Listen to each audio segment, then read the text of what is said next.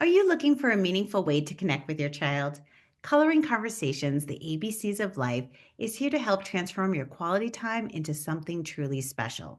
While you and your child enjoy this calming activity of coloring together, you can start important conversations. Conversations about self care, self worth, and core values that will help guide them through life. It's more than just a coloring book, it's a bonding experience. And now it's even available on Amazon. So just click on the link in the show notes and start creating these meaningful memories that will last them a lifetime. Welcome to the Real Life Moms podcast. It is time to take a break from all our to dos and carve out this time to focus on ourselves. I'm Lisa Foster, your host, and today I'm here with mental health expert, author, and speaker, Tara Rolstad. And we are diving into the topic of mental health for ourselves and our kids. So, hi, Tara. Welcome to the show. Hey, Lisa. Thanks for having me. Well, I'm excited to have you. This is such an important topic. And I do think, as a mom, we spread that self care word all around us. And yet, when stuff hits the fan, it's like the thing that gets dropped. And so, mental health is huge. We don't always have those outlets for ourselves. So, can you tell us a little bit about your journey into this whole mental health field and why you decided to really advocate for this? Absolutely. My journey began the way most people who work in mental health begins with against my will. Let's put it that way. I was a mom working in the nonprofit world. I had three little kids, and my husband and I took in a couple of nieces who had come from a background of really horrific abuse. And one was my brother's kid, and then her little half sister. But my brother had died many, many years earlier. And so we took these girls in, and we were just absolutely confident that because we were, educated professionals and we were just going to love them, that they would be fine. We were just going to introduce them to all of the activities and get them in school and catch them up on mental health care, and they were going to be fine. And as it turns out, that was wildly, wildly naive. And they were not fine. And the older girl, particularly, was 14 when she came to us. And she spent the next several years in and out of psychiatrist office, psychiatric units, hospital stays, residential stays. She experienced significant post-traumatic stress disorder and depression and suicidality, a number of suicide attempts, a lot of self-harm. And we spent the next several years, first of all, helping her go through the work of learning how to be okay. Mhm. And then also learning everything about mental health that we did not know, which was pretty much everything.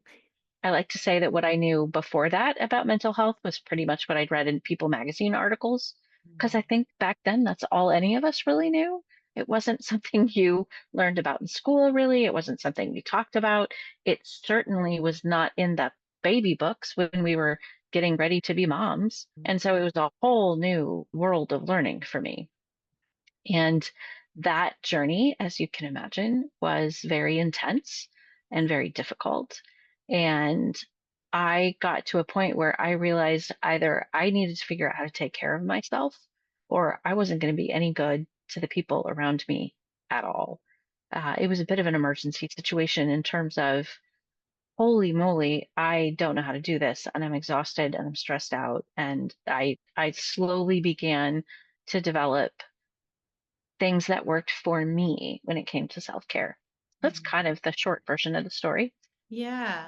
And it's really true. Mental health, when someone is not well in the home, it doesn't just stay with that person, right? It's like glitter. It spreads everywhere and everyone feels it. Absolutely.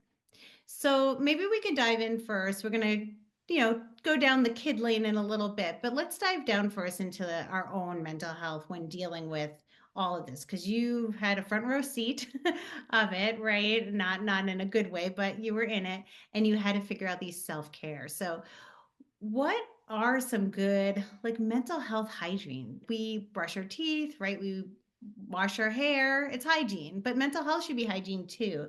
Is there things that we can kind of put in that are simple that we're not going to drop if things are too much and things are going on in our home that we can just do it in our daily life?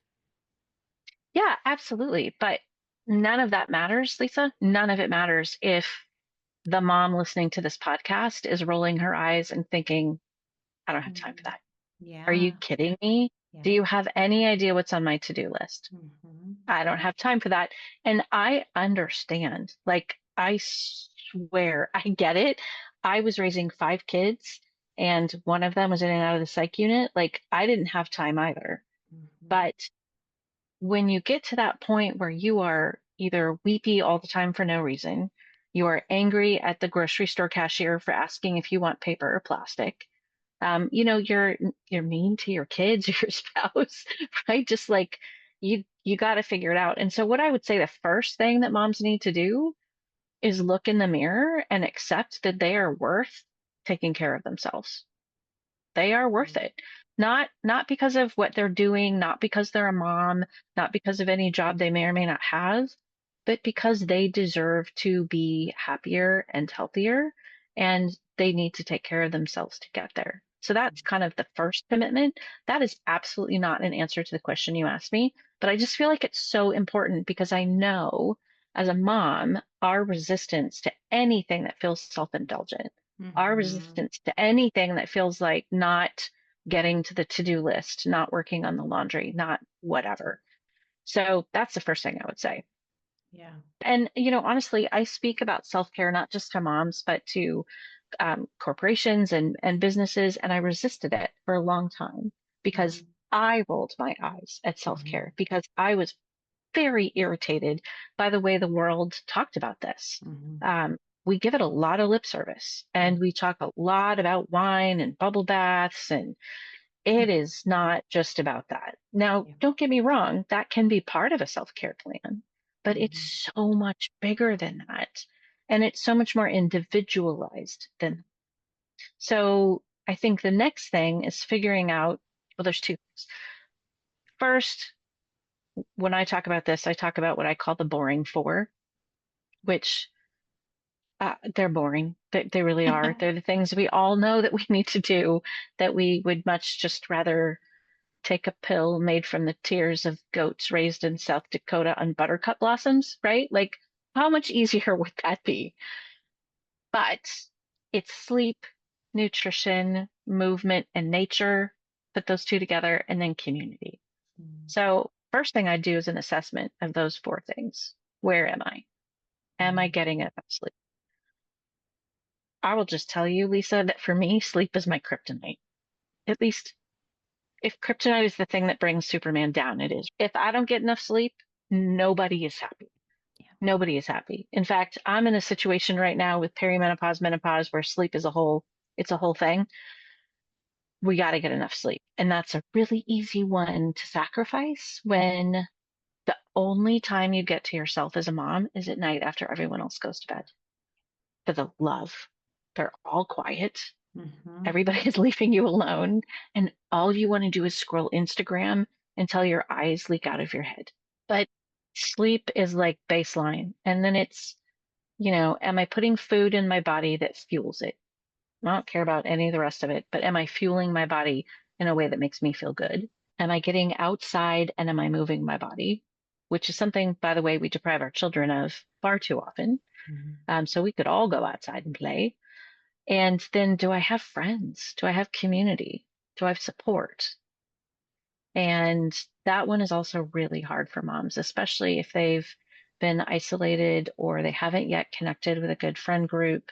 And I tell people on that one, I say, go get awkward. Like just walk up to a mom in the car line and ask her if she wants to have coffee. Like just if you don't have a good friend group, because you're going to need a good friend group at some point. Like you Hmm. can't get through parenting without one. Yeah. So that's where I would start. And I can also see, because we are going to go down the line of a little bit about our kids and mental health. And if we have someone like you did in the house with issues of mental health or anything going on that's pretty significant, it's hard to reach out to other parents and do that awkward because all you want to do is stay home where it's safe, it's easy, it's contained. I don't have to talk about what's going on. So, what do you say about that for a mom, whatever it is, that has a hard time actually reaching out to others? Start with baby steps. But be absolutely reassured that your openness is going to be rewarded with Mhm. openness from somebody, because so many of us are struggling for absolutely no reason all by ourselves.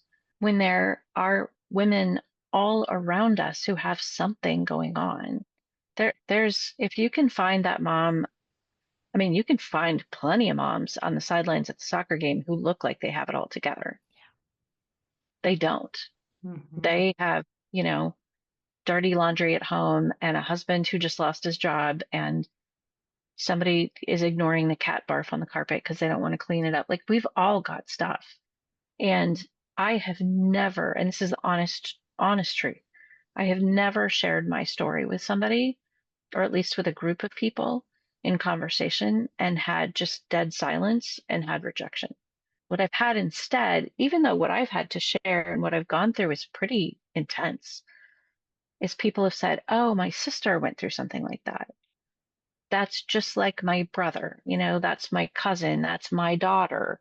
We're all going through something. And even if what they're going through isn't the exact same thing, your courage and opening up might be the key that unlocks their courage to reach back out to you, or even to get the help that they need. Yeah. So I just am such a huge proponent for being open about our experiences. I mean, be safe, like, be careful about who you share things with and make sure that they're safe people. But little by little, start being brave and opening yourself up, because you're going to find out that life is a lot richer and there's a lot more support available than you think. Yeah. And let's face facts. We get the best recommendations from other parents, right? So, Oh my gosh, absolutely. right. So you might find that resource that you were just waiting for, right? Just because you stepped out of your comfort zone. So yeah, I think that's Yeah, important. that's super important in the work that I do, because we will go on Facebook and ask for a dentist or a pediatrician. But you know how hard it is to find a therapist right now? It's Yeah. hard. And if we Hard. feel the comfort level of saying, "Hey, if anybody's got somebody that takes this insurance and connects with their kid, would you let me know?" Oh my Mhm. gosh, how much easier life would be for so many people. Yeah, and a good recommendation is huge because, especially for your child or for yourself, I mean, you want to be able to walk into that therapy session and get the help you need versus it not being a good connection and then having to start all over. But knowing somebody who knows you, I mean, it just makes it It all gives you a leg up. easier. Yeah, totally.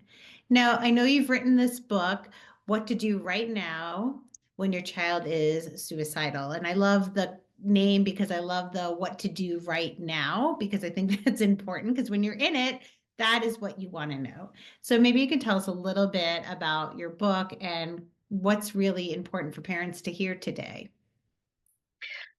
So the book came out of my experiences, not just raising my niece, but as our own kids got older. As it turns out, one of our kids, my middle child, my daughter, has severe depression and anxiety and ADHD. And she wound up dealing with a number of suicidal episodes over her middle school and high school years that we actually didn't know about until one got very significant. She wound up at the hospital. And so between that experience of walking alongside my daughter and my niece, I realized how very little information there was for parents on this very, very serious topic. Mm. We learn a lot of things in the parenting books, but not this. And when you are in it and you feel completely terrified and completely alone, and all you can find when you Google is call 911 or go to the emergency room, that is not super helpful. Because what happens when you get home from the emergency room? What do you do later tonight? What do you do Thursday? Right? Like, you have to learn how to build a life around a child who maybe doesn't want to live and needs some significant help. And then how does that affect you? And how do you take care of yourself in that situation? So that's why I wrote the book. Mhm. And it's available now. And I'm really hoping that it gets enough word of mouth and it gets enough publicity that every parent who goes through this is immediately told, "Hey, There's help. Here's a book. Go read this. That is so hard and it's scary. Like let's face facts. You don't want to step into that. You know, if you're feeling it and you see your child struggling, it's like it's scary to even ask the question of, are you thinking of harming yourself?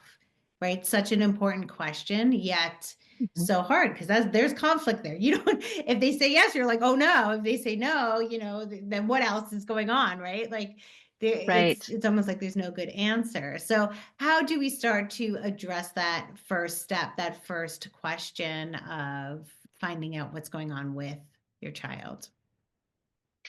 And this goes not just for our kids, but for anybody that we might be concerned about that might be having those thoughts. It is not going to make anybody, including your child, more suicidal if you ask them if they've thought about hurting themselves. It's not going to make them think of it for the first time and then want to act on it. In fact, asking a person if you're concerned about them, if they've thought about killing themselves, if they've thought about hurting themselves, saying, "Hey, I've been really concerned about you. This is what I've observed." That's actually going to reduce their stress and their tension because they're going to know that you're safe to talk to. Mm. They're going to realize, "Oh, oh my gosh, mom's open to this conversation. I can I can tell her and she won't freak out." I mean, probably will freak out, at least on the inside, but Yeah. for a kid to know that they can have that conversation with you is everything. And you are not going to make it worse by asking the question. Yeah. That's such an important point. I had a situation in my office where I had asked the question, and I was so thankful because I had another person on the podcast and we talked about suicide and she basically just said you have to ask the question, and I don't know what it is about asking, like, are you thinking of harming yourself, like it's not that hard to ask actually, even though it feels that way, but it's a question that wouldn't have come to my mind. But in this scenario, I was so happy that I had heard and that we talked about it because I think we're not talking about it enough, that it becomes more natural, that when I was in that situation, I could just ask. And the answer was yes. And then I also knew that I could do something. I didn't know obviously what to Hmm. do. I was not trained in that. However, I was able to call the crisis hotline. And you're That's right. I right. love the point of like it doesn't make it worse. In fact, if anything else, super thankful. They felt really seen and heard.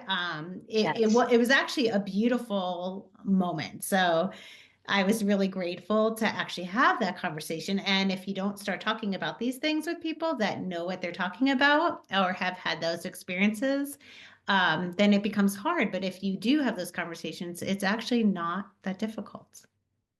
That's amazing. What a great story, Lisa. Yeah. And that person will never forget that. They Neither will know I. that Yeah. that you cared, and neither will Yeah. you. That's right. And I think if you're on the fence about talking to someone, especially your kid, but anyone, and you're not sure, oh, what if I offend them? What if this upsets them? What if you don't ask and and you lose them, right? I just met with a mom this morning who lost her son to suicide, and they had no idea. They had no idea. And sometimes that happens. And sometimes we do everything right as parents and it still happens. Mhm. But I know that if she had the opportunity to go back and ask the question and talk to him about it, she'd do it in a heartbeat. So, what are some signs that parents should look for and start those conversations? You know, a lot of times it's the normal signs of depression. It's withdrawal, isolation, not doing the things that they used to do, not hanging out with friends they used to hang out with. Their grades are plummeting. Maybe they're sleeping too much. They're not sleeping at all. It's all of those kinds of things. And sometimes it's nothing. And that's why I think it's so important for parents. It just did, not that I'm by any means a great TikTok star, but I just did a TikTok video about this saying what I wish we shared with every fifth and sixth grader. Because by the way, middle school counselors will tell you they're talking about suicide with their kids. Their kids are talking about it in middle school. I wish we could tell them early on before it's an issue. Hey, guess what? Sometimes people get so sad or so frustrated or feel so hopeless about life that they actually think about dying. They Mm, actually think about killing themselves. And I just want you to know if those thoughts happen to you, it's okay. You're not bad. There's nothing wrong with you. It just means you need some extra help. And so I want you to know that you can always tell us that, always tell a teacher, and we'll get you help because you don't have to feel. I yeah. wish we could tell all of our kids that so that they knew ahead of time. Because what I've discovered even with my daughter was that she was having those feelings and she didn't know that they weren't something she had to live with. She just Mm, thought that's the way life was and that she would always feel that hopeless. And so sometimes kids don't even have the words, and it's our job as parents to give them the words ahead of time if possible to mhm. understand, oh wait, this is what mom was talking about. This isn't okay. I need to get some help.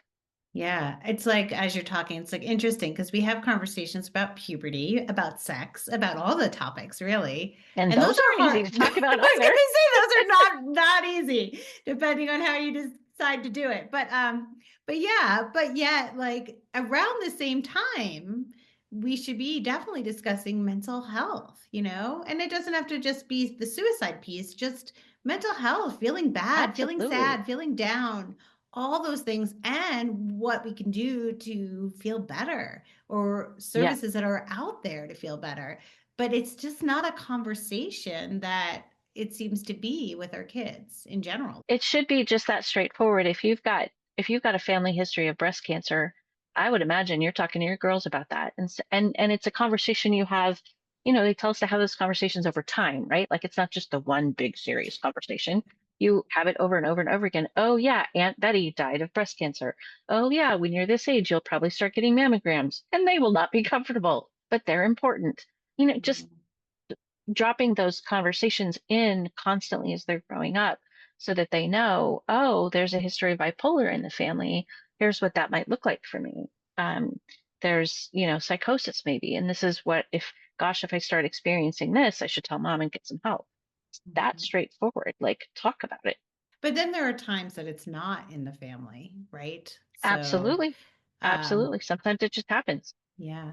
Do you have in your book some examples of conversations that can get these conversations started with your kids? Yeah, I do. There's a list in there of ways to talk to teens and things that are more helpful and less helpful to say.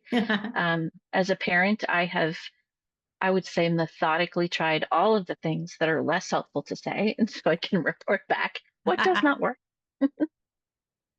All right. Well, okay, give us one that is not helpful to say and one that is helpful to say.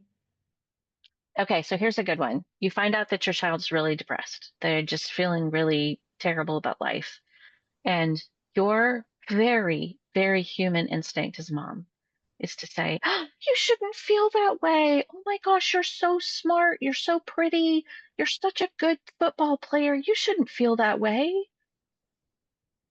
Okay, well, that just told your kid that first of all, you're not listening. Second of all, you aren't taking them seriously, and you're certainly not validating their feelings. And if my husband does things like that to me, it makes me very angry, right? Yeah. Like, just hear what I'm saying.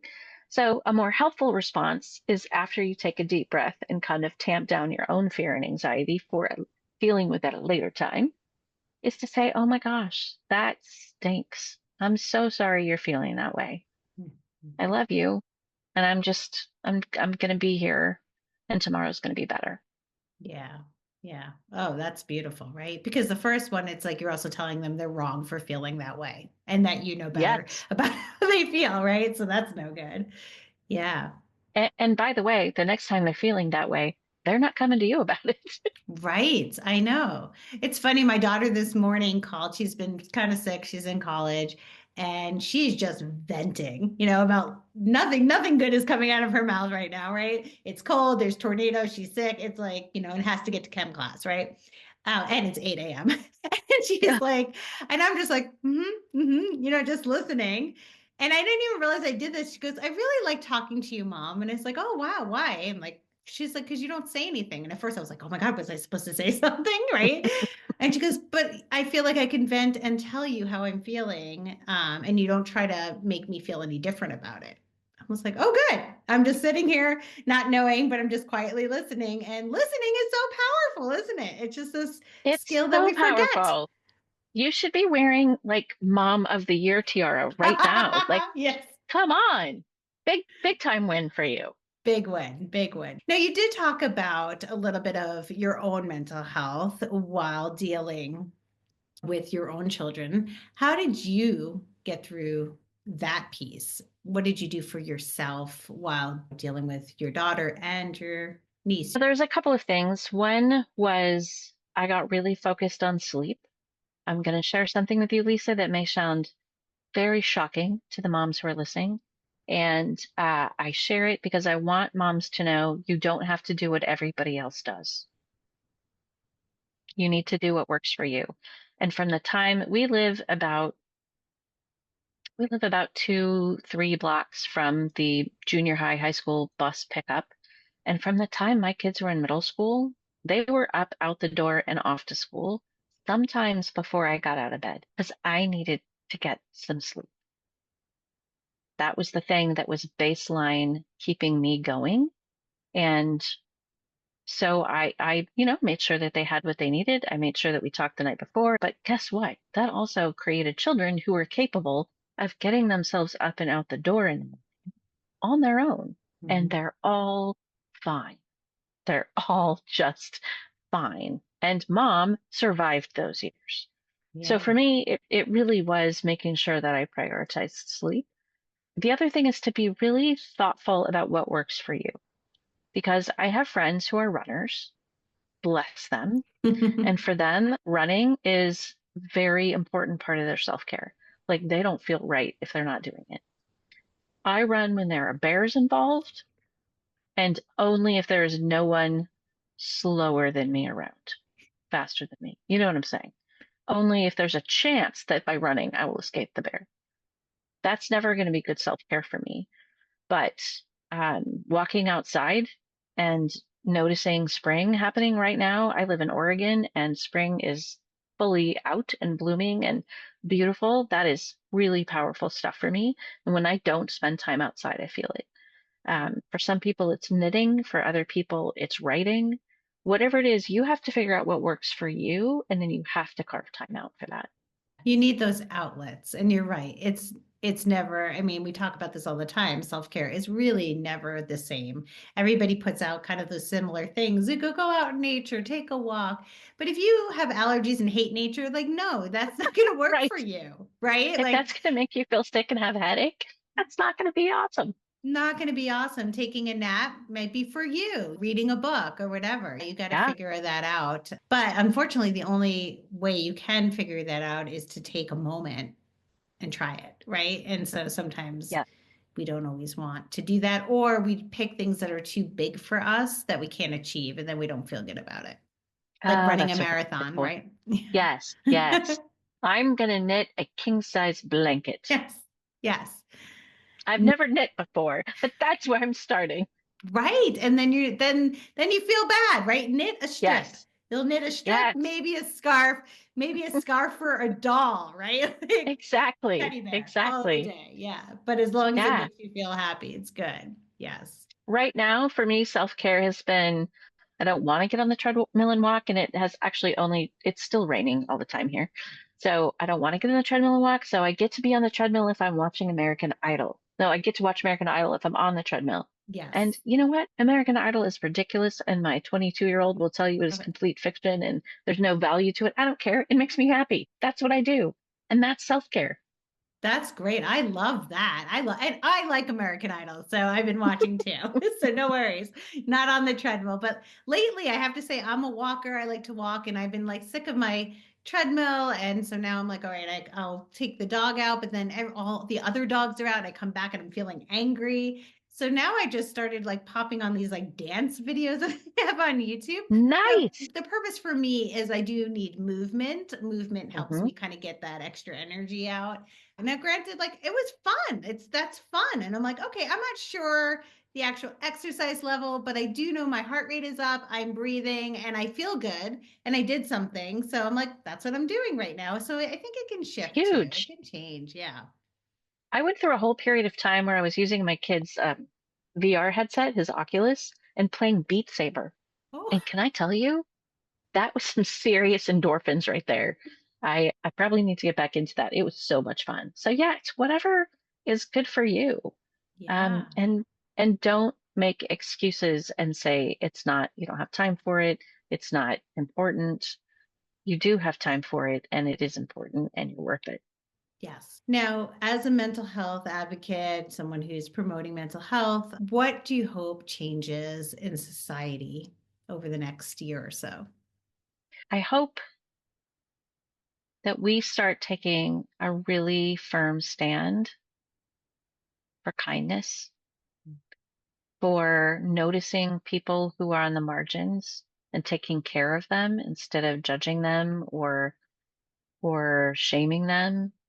I hope that we can start to really surround our kids with the message that their mental health is the same as their physical health, and their brains are just like their kidneys or their heart, any other organ in their body, and that sometimes they need extra help, extra Mhm. treatment.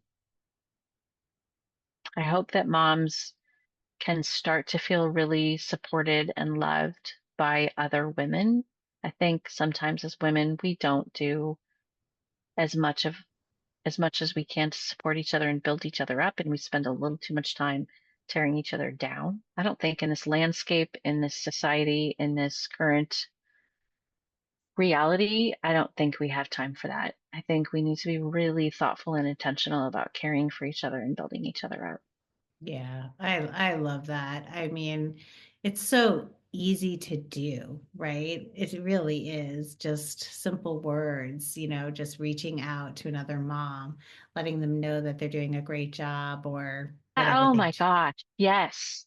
Now, what do you want parents to start doing today that are maybe dealing with mental health issues or not, just to do today to help their mental health?